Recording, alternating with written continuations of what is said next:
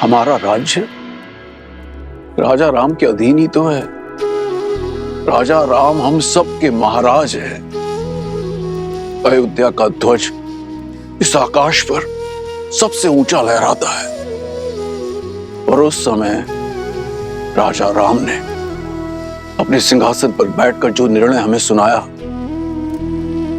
उसका सम्मान करना, उसका पालन करना मेरा कर्तव्य था। किंतु मेरा मन उस निर्णय को मानने के लिए सच नहीं था। और तभी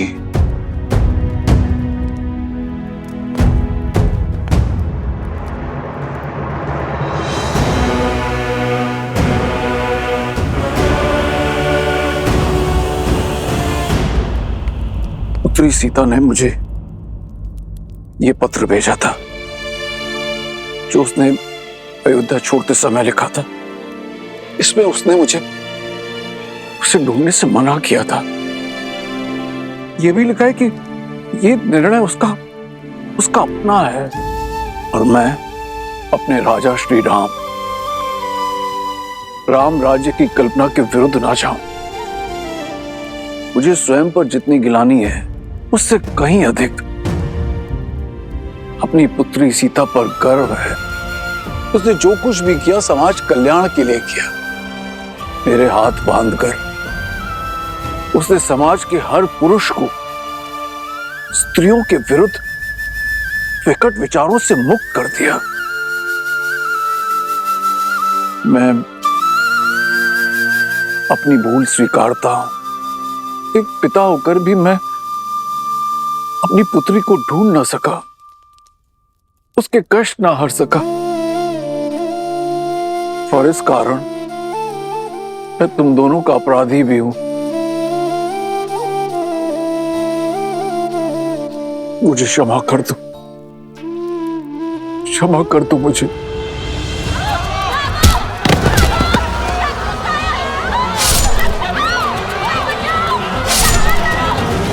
क्षमा कर दो मुझे। नहीं महाराज, आप हमसे क्षमा मत मांगिए। आप हमसे बड़े हैं। बड़ा होकर भी बड़प्पन तो नहीं दिखा पाया ना। यदि मैंने अपनी पुत्री को ढूंढने का प्रयत्न किया होता तो मुझे ये तो ज्ञात होता कि मेरे दो नाती और भी हैं।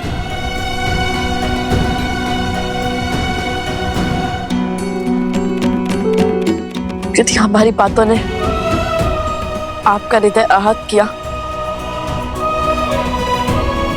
तो हमें क्षमा कर दीजिए।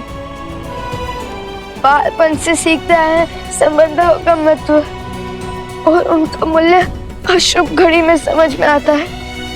विकट परिस्थिति में यदि वो साथ दे तो वो अपने होते हैं। और हमारी माता अकेली थी, बस उसीलिए दुखी थे हम।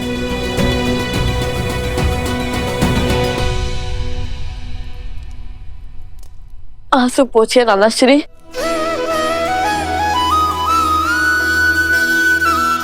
नानाश्री, एक बार पुनः कहो।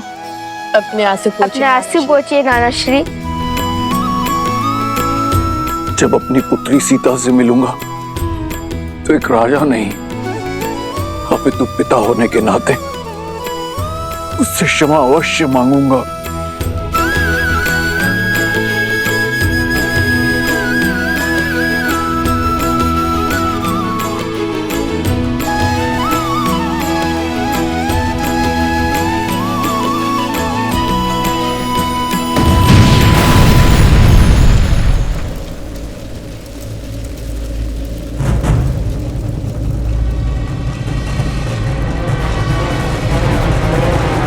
कहाँ है राम और सीता के पुत्र? अयोध्या के लवकुश कहाँ है?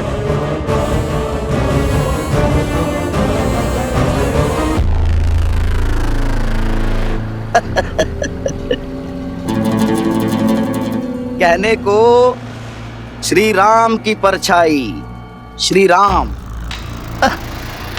और अपनी प्रजा के प्रश्न का उत्तर नहीं दे पाए। बताइए, अयोध्या में चल रहा ये महोत्सव, ये उत्साह सब सब स्वांग है, स्वांग। कैसा स्वांग? हमारे भोले भाले मन को छलने का स्वांग, हमारे विश्वास को तार तार कर देने का प्रयास। हम भी कितने मूर्ख हैं, नहीं? अच्छा, एक बात बताओ, सबसे पहले क्या हुआ? सबसे पहले वो दोनों लव और कुश यहाँ आए और रामायण के कुछ दोहे, कुछ श्लोक और कुछ गीत गाकर सबका मन मोह लिया।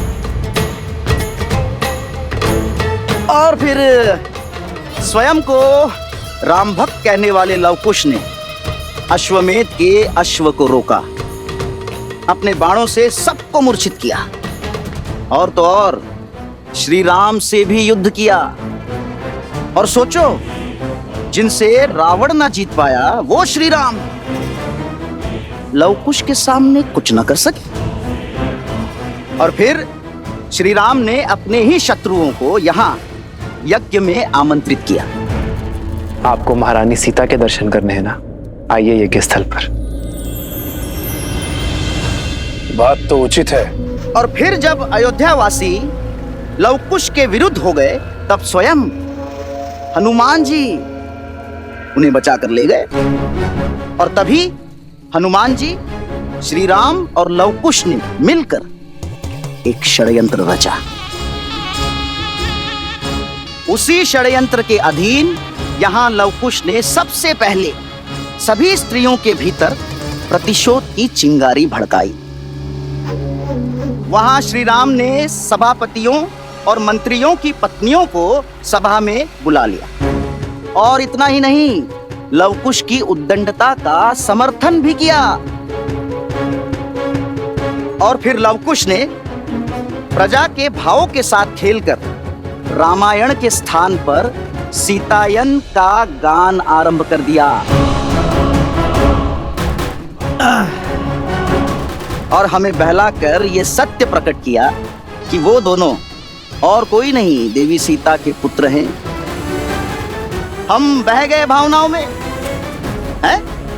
बह गए, करने लगे सीता को अयोध्या में लाने की विनती, और बिना सोचे समझे अपनी पावन धरा को अपावन करने का प्रयास।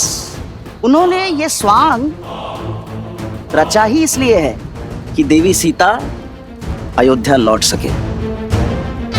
ये बात हमें मिलकर और भी पुरुषों को समझानी होगी। एक साथ मिलकर श्री राम से प्रश्न करना होगा।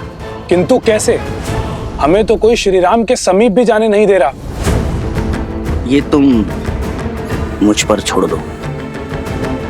उचित समय पे और उचित स्थान पर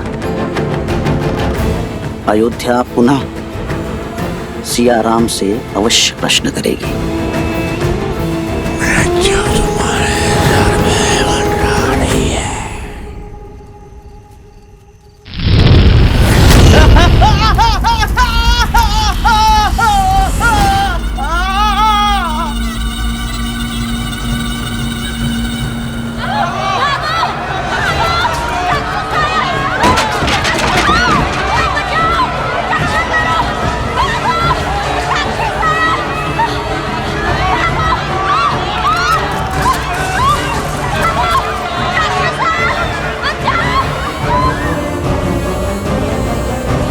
अयोध्या के लवकुश बाहर आओ।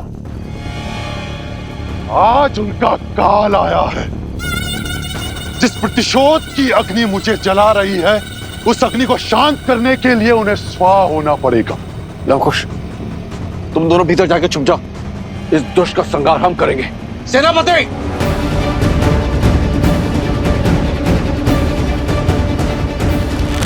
नहीं नानाश्री, रघुकुल का नियम है कि जिसे ललकार मिले वही प्रहार का उत्तर देता है, और ये हमें पुकार रहा है। तो इसका भी सामना हम ही करेंगे। नहीं, मेरी सीता तो मुझसे दूर हो गई, पर उसके अंशों को दूर नहीं होने दूंगी। नहीं।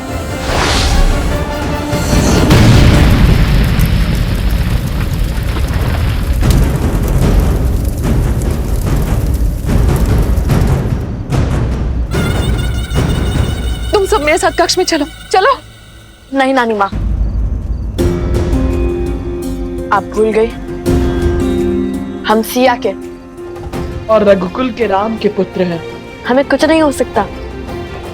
ये हमारा एक रघुवंशी का वचन है कि हम सुरक्षित लौटेंगे, और वो भी उस असुर का सर्वनाश करके।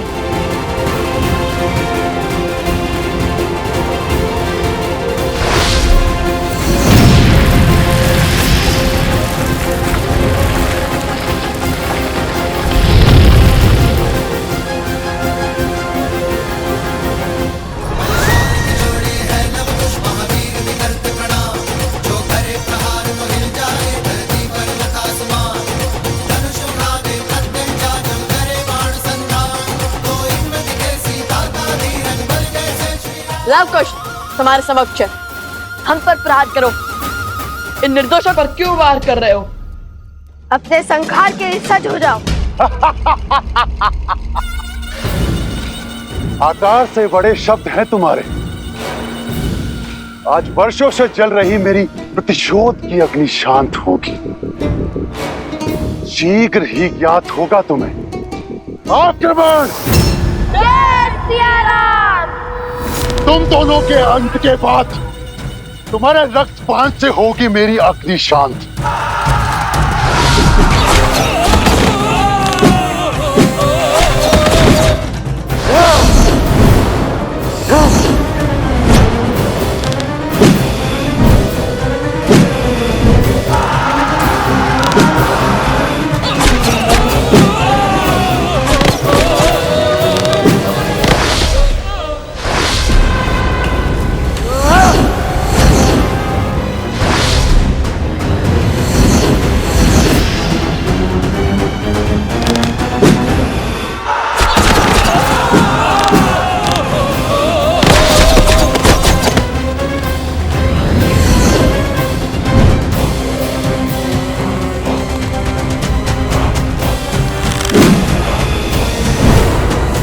ये प्रतिशोध की कैसी अग्नि है पिंगलाक्ष, जिसमें तुम अपने ही लोगों को बलि चढ़ाए जा रहे हो?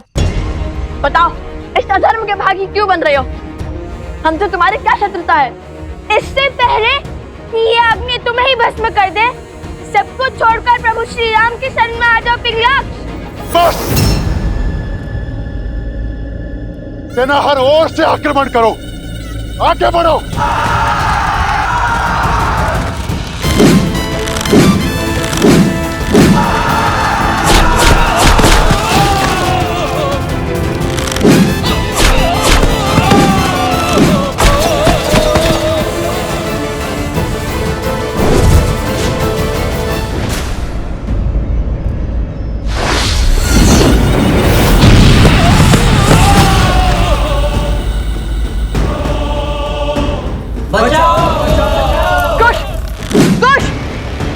तुम जाकर उन्हें बचाओ। मैं इन असुरों का सामना करता हूँ। जाओ, जल्दी जाओ।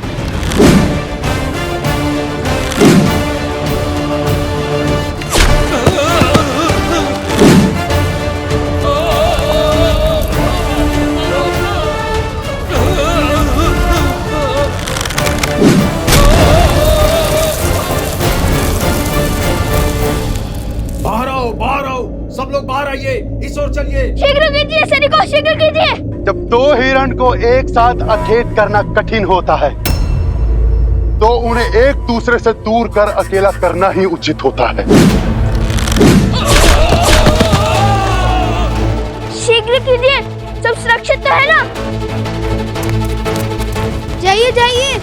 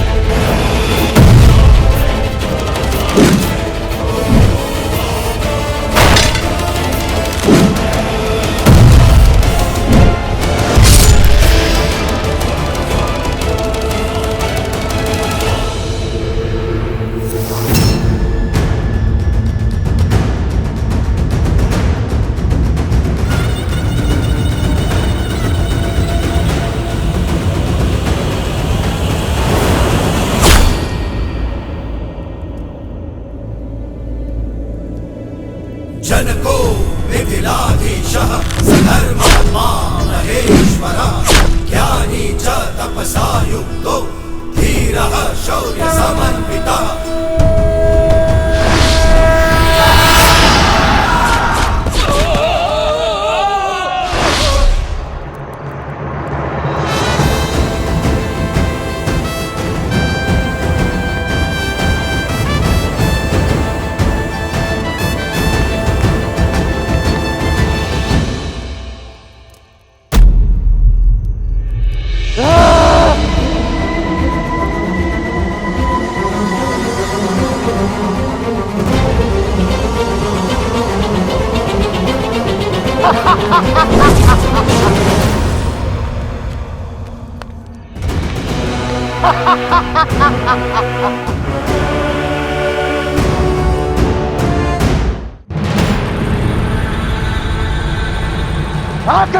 सावधान असुर।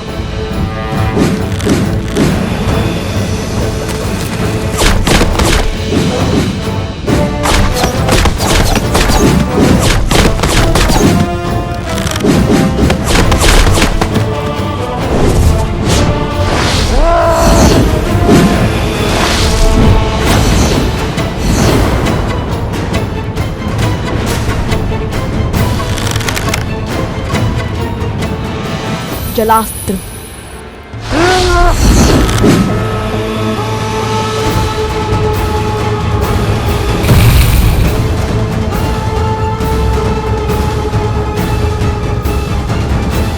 जलास्त्र। जलास्त्र।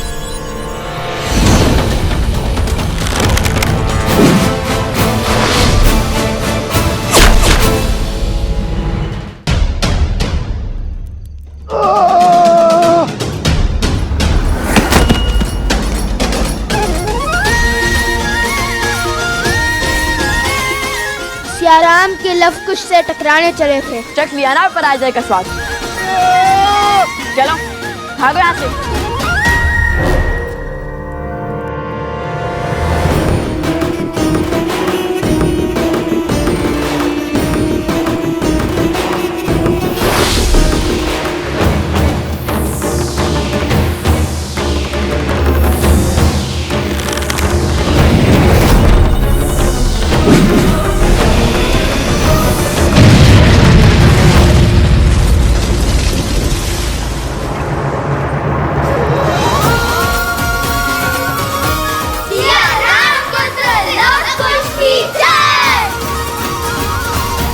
कौन था ये?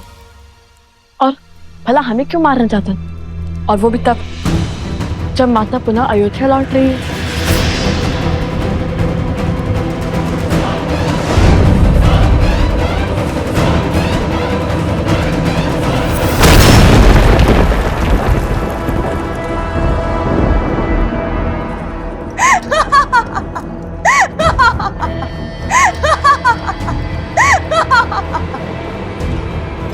मेरा सेवक तुम्हारा अंत नहीं कर पाया तो क्या हुआ?